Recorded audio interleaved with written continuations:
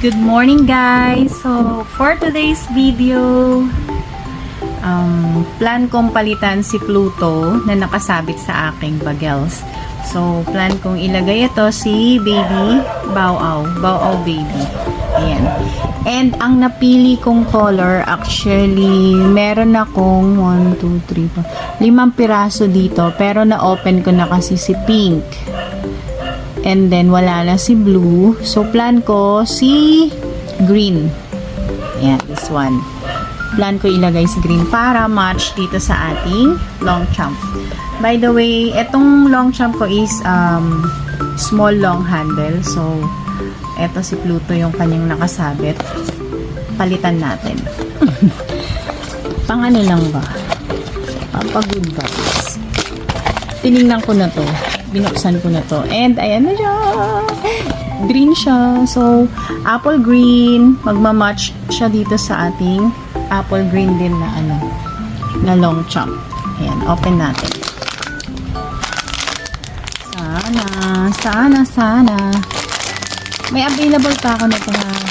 So, if like nyo. Actually, hindi, si Bow Wow, hindi siya ganun kalaki.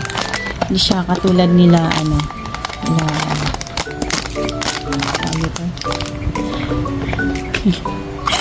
na hindi na natandaan.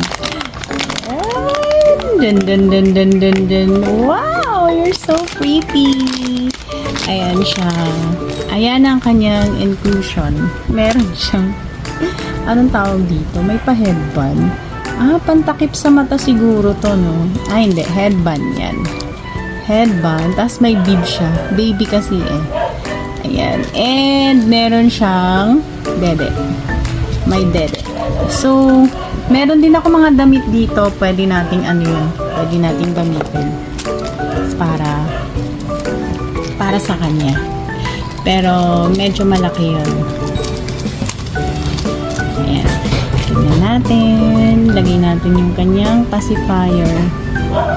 That's the pacifier. You're so cute. Ang ganda. Ganda. Ay, nako. Abala. Sabi ganun.